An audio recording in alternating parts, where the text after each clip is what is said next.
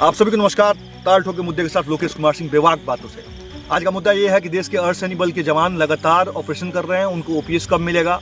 जवानों की बहादुरी देखकर जो है आकाश से पाताल तक उनकी प्रशंसा हो रही है। जैसे छत्तीसगढ़ माओवादियों के खात्मा में दिन रात एक कर दिए कोबरा की अन्य बटालियन, और कोबरा के साथ सीआरपीएफ की जो भी बटालियन यूनिट्स लगी है, डीआरजी लगी है, एसओजी लगी है, लगातार ऑपरेशन करके जो है माओवाद को खत्म करने का काम कर रही है। और जहाँ जहाँ वो चक्रव्यूह को तोड़ रही है, जो माओवादी पहले चक्रव्यूह अपनाते थे, क्योंकि ये बहुत पूर्व काल में चलता था चक्रव्यूह, और चक्रव्यूह माओवादी बना रखे थे, लेकिन उनके चक्रव्यूह को तोड़ने का काम जिस प्रकार से श्री कृष्ण भगवान किए थे, उसी प्रकार से देश के अर्धसैनिक बल के तमाम वो कमांडर जो हाई लेवल कमांडर है, जैसे कमांडेंट साहब, डीआई साहब, आईजी साहब, एडीजी साहब, और वो सिपाही से लेकर तमाम ए टू जेड कमांडेंट साहब तक की कड़ी एक एक जो है कुनबे को ध्वस्त करती जा रही है। माओवादी अपने मौत पे भी तमाशा देख के मातम मनाने में लगे हुए हैं, लेकिन दूसरी तरफ इस वामपंथी विचारधाराओं के लोग का कमर तोड़ने का काम लोकेश कुमार सिंह कर रहे हैं। अब इस बात पे क्यों कर रहे हैं? नेहा सिंह राठौर की वीडियो पर हमने एक वीडियो बनाया, उनकी कट पेस्ट किया, उसके बाद उनके जवाब दिए हैं तमाम।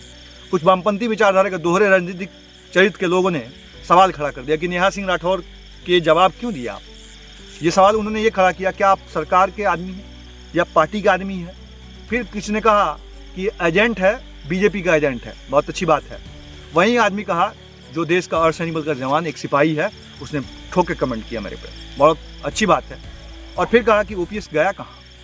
ये सवाल देखिए, दोहरी चरित्र की राजनीति। मंगल पांडे 1857 की क्रांति के जनक माने जाते थे, लेकिन उनको पकड़वाने वाला भी गद्दारीन दोहरी चरित्र के लोग थे। आज भी भारत में है ऐसे कि दोनों तरफ पानी मारते हैं, मतलब स्वार्थी किस्म के लोग हैं, जिनको स्वार्थ जुड़ा हुआ है, स्वार्थ से जुड़े हैं, अन्यथा उनको कोई मतलब नहीं है। देश का जवान मरे या कोई देश का अधिकारी मरे, उनसे कोई लेना देना नहीं है। ये नहीं सोचते हैं कि वो किसी का बेटा है, किसी का पिता है, किसी का पुत्र है, इसके बारे में कोई सोचने वाला नहीं है। और मैं साफ स्पष्टतापूर्वक बोलता हूँ, देश के अर्धसैनिक बल के जवानों का हरदम मोराल अप करने के लिए मैं काम करता हूँ, लेकिन हम जानते हैं कि चावल के साथ साथ पहिया भी मिल जाते हैं। कुछ लोग पहिया भी शायद अर्धसैनिक बल में भर्ती हो चुके हैं, जिनको अपने स्वार्थ से जुड़ा है, उनको तनख्वाह से मतलब है, देश से कोई मतलब नहीं है, देश के सिपाही से मतलब नहीं है, देश के तमाम अधिकारीगण से मतलब नहीं है, अधीनस्थ अधिकारी से मतलब, ना उनके हौसला बढ़ाने से मतलब है। उन्होंने जो सवाल किया, एजेंट की बात कही, उस पर भी जवाब सुन लिया जाए। नेहा सिंह राठौर का जवाब इसलिए दिया गया कि वामपंथी विचारधारा की है। अब वामपंथी विचारधारा के लोगों का जवाब देना इसलिए है कि ये उग्रवाद और माओवाद को पैदा करते हैं, नफरत पैदा करते हैं समाज में। पढ़े लिखे लोग बच्चों को जो भटकाते हैं और खुद मजा मारते हैं, ये बात इसलिए कहा जा रहा है कि समय के साथ समुचित व्यवस्था स्थापित करने वाले देश की सरकार, देश के अधिकारी, अधीनस्थ अधिकारी, आपको पता होना चाहिए कि सबको पता होना चाहिए, देश दो तरीके से चलता है। एक कार्यपालिका चलाती है, एक विधायिका चलाती है, और इन दोनों से इधर उधर होता है तो न्यायपालिका चलाती है। अब इस कार्यपालिका, विधायिका और न्यायपालिका की जब बात आती है तो ये समझना चाहिए कि कार्यपालिका में एक एक सरकारी कर्मचारी भी आता है जो कार्यपालिका को स्थापित करता है। विधायिका तो संसद भवन में बैठता है, विधानसभा में बैठता है, लोकसभा में बैठता है, और वो तमाम चीज़ें बना के देता है, और उस पर जो है संविधान का अमल करना जो है न्यायपालिका का होता है। अब कार्यपालिका में जो जवान, अधिकारी, अधीनस्थ अधिकारी जो देश के संव्यवस्था और शांति व्यवस्था स्थापित कर रहे हैं, उसको ध्वस्त कर रहे हैं। पुलिस पे उंगली उठा देना, पैरामिलिट्री फोर्स के जवानों पे उंगली उठा देना, जवानों के 100 रुपये जो है टांग खींच देना। कौन थे लोग? मैं पूछना चाहता हूँ पूरे देश के अर्धसैनिक बल के जवानों से तथा पूरे देश के लोगों से, कौन थे लोग जिन्होंने पूछा सर्जिकल स्ट्राइक किसने किया, क्यों किया? सर्जिकल स्ट्राइक नहीं हुई थी, उंगली उठाने वाले कौन थे? वामपंथी विचारधारा के लोगों ने ही कौन कहा था कि जम्मू कश्मीर में फौज बलात्कार करती है? किसके साथ बलात्कार करती है? कौन थे वो लोग? कहते थे कि आप पढ़िए, किताब पढ़िए, सुनिए भाषा। 7 करोड़ रुपए वामपंथी विचारधाराओं को, 7 करोड़। आपको पता होना चाहिए नेहा सिंह राठौर के पति को जो है इसी टुच्चे सी हरकत के कारण दिल्ली से उसके हस्बैंड को निकाल दिया गया कंपनी से, और वो गाना बजा के अपने रोजगार पा रही है, बाकी लोग समाज को भड़का रही है। काबा काबा हरदम पूछिए, काबा, ये भैया काबा। अरे ईमानदारी की सरकार है जिसका कोई आज के डेट में ना अपना बेटा है, ना अपना बाबूजी हैं, ना उनके परिवार के बच्चे हैं, ना अपने घर बार से कोई लेना देना है, ना उसके करोड़ों रुपए खाते में है, वो आदमी से सवाल करती है चौकीदार चोर है। अरे चौकीदार चोर है मतलब क्या है? देश का तमाम पैरामिलिट्री फोर्स, पुलिस तथा अन्य सभी लोग चोर हैं। अर्धसैनिक बल के जवान चोर हैं, आर्मी, एयरफोर्स, नेवी के चोर हैं। शर्म आनी चाहिए जब देश का सुप्रीम कमांडर को जब कोई बोले और उस देश की तमाम जनता सह चुके, तो देश की जनता के लिए भी शर्मसार करने की जो है बहुत बड़ा शर्मसार करने का, अपमान करने का एक जो है उदाहरण है। और इस बात को इसलिए कहा जा रहा है कि समय के साथ अगर हम जागरूक नहीं होंगे, समाज को दृष्टि नहीं देंगे, संजय की तरह बताएंगे नहीं कि हाँ समाज को जानना बहुत जरूरी है।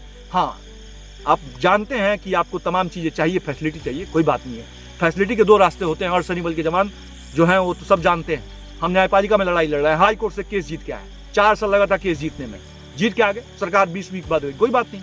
सरकार का एक दायित्व बनता है कि न्यायपालिका में जब हाई कोर्ट से केस हार जाती है तो सुप्रीम कोर्ट जाती है। सुप्रीम कोर्ट में हाई कोर्ट के जजमेंट के आधार पर ही जजमेंट आएगा, ये 100% दावा के साथ कहा जा सकता है।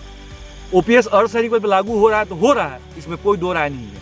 हम अपने स्टैंड को पीछे नहीं, अब हम एक ने कहा कि बिक गए हैं, हम सवाल का जवाब इसलिए दें, हमारा रोआ का एक बाल भी कोई खरीद नहीं सकता। अब बिकने की बात तो बहुत दूर की बात है। सरकार कोई भी सत्ता में, सरकार कौन है? हम हैं, जनता है जो वोट देती है।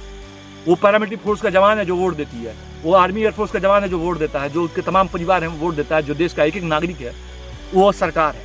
अब अपने से जिद पे लेना ये तो गलत बात है, तरीके से अपना अपमान करना, हम उंगली उठाना ऐसा बहुत अच्छी बात है। ये उंगली शायद इस पे उठा लो तब पता चलेगा कि इस उंगली उठाने का अच्छी बात है। अब ये चीज़ें इसलिए हुई क्योंकि मैं ओपीएस के बारे में वीडियो नहीं बना रहा था। ओपीएस के बारे में बार बार वीडियो बना के हम किसी चीज़ को ततैया के छत्ता में हाथ जो डाले हैं उसको तोड़ने का तरीका अलग से है। इसका मतलब ये नहीं है कि हम जाएं और सीधे हाथ डालें तोड़ लें। उसके लिए सेफ्टी जो है, सेफ्टी ग्लव्स चाहिए, उसके लिए जो है नीचे जो है भांग चाहिए, मिट्टी का तेल चाहिए जिसका धुआं करें कि ततैया भाग जाए। और ततैया कौन है? ततैया के बारे में सोचे हैं? वामपंथी विचार 10 साल सरकार सत्ता में काम करते हुए 2011 में अर्धसैनिक बल को सीएपीएफ कर दिया गया। किसी ने सवाल किया? किसी माई के लाल ने सवाल नहीं किया। अर्धसैनिक बल के जवानों को 2011 में जो है एएसआई रैंक लाया गया, बीएसएफ सीआरपीएफ आईटीबी में। किसी ने हिम्मत नहीं हुई सवाल करने के। उनसे सवाल करने की हिम्मत है किसी को? पूछे अर्धसैनिक बल क्यों किया कांग्रेस गवर्नमेंट ने?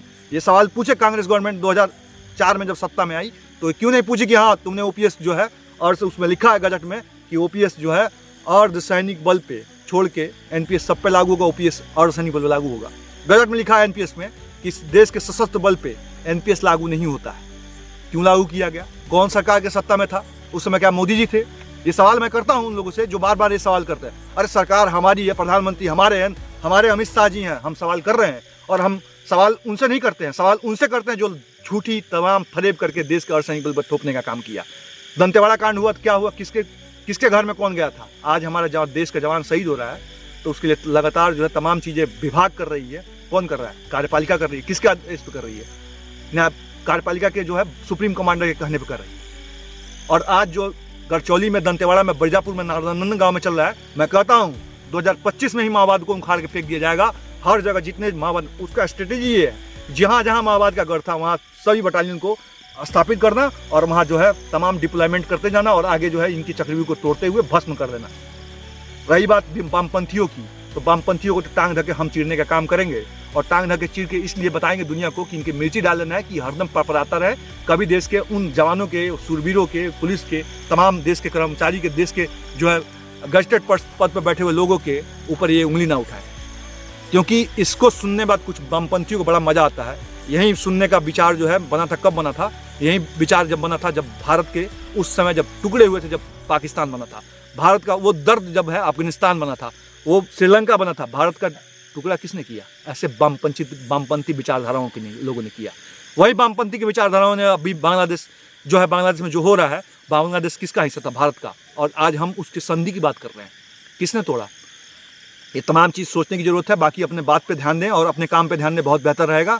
कायदे में रहिएगा, फायदे में रहिएगा। और सरकार जो है, सरकार होती है, सरकार से लगना सीधे गलत बात है। सरकार से मांग करना एक धर्म की बात है। और मैं धर्म पूर्वक अपने प्रधानमंत्री पर गर्व करता हूँ और मांगता भी हूँ कि ओपीएस देश के अर्धसैनिक बल लागू होता है। इसीलिए तो हमारे विपक्ष में अभी तक जजमेंट नहीं आया। और एक बात जान लीजिए, अर्धसैनिक बल पे ओपीएस लागू होता है तो होता है। इसमें मेरा स्टैंड कहीं पीछे नहीं हुआ है।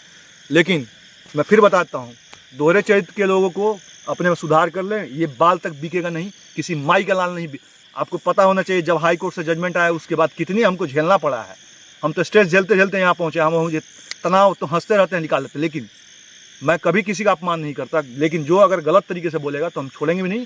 बाकी उस यूनिट में तमाम जवानों से, अधिकारी से, अधीनस्थ अधिकारी से फ़ोन लगा के बताएंगे कि सर इसको देखा जाए।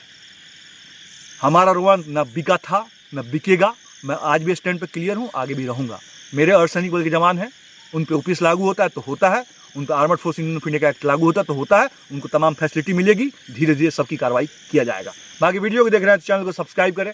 और जिसको लगा, एक ने कहा कि सर आप चैनल के खाली सब्सक्राइब करना तो कर, नहीं करना तो तू जा। जिसने सवाल किया है ना कि सब्सक्राइब कराने के लिए कर, तू जा। तेरे जैसे लोगों के लिए हम नहीं बनाते हैं वीडियो बनाते हैं उनके लिए जो आत्महत्या को मेरा रोकने का एक लक्ष्य है। और देश के जवानों को व्यवस्था स्थापित करने के संगठित करने के लिए। मैं किसी को नहीं कहता, मेरे जो जवान हैं मुझसे जो प्यार करते हैं मैं उनको अपना भाई समझता हूँ, दोगलों को भाई कभी नहीं समझ सकता। जो मेरे सब्सक्राइब के लिए 1 लाख में सब्सक्राइबर में हमारे जो अपने हैं वही हैं, जो अगर पहिया आ गया वहीं ये सवाल टुच्चा जैसा करता है। 83 लाख रुपया तक खर्च हो चुके हैं ओपीएस तथा जो है ग्रेड पे के मामले के अन्य केसेस में, शायद होश चटक जाएगा, देख के जमीन हिल जाएगी। मैं मांग करता हूं central arm police force ministry की, ये बात मैं कल करूंगा। जय हिंद, वंदे मातरम, इनकलाब जिंदाबाद, भारत माता की जय। लोकेश कुमार सिंह, दिल्ली से। फिर मिलते हैं नेक्स्ट वीडियो में। बाकी चैनल को सब्सक्राइब कर लीजिएगा। नमस्कार।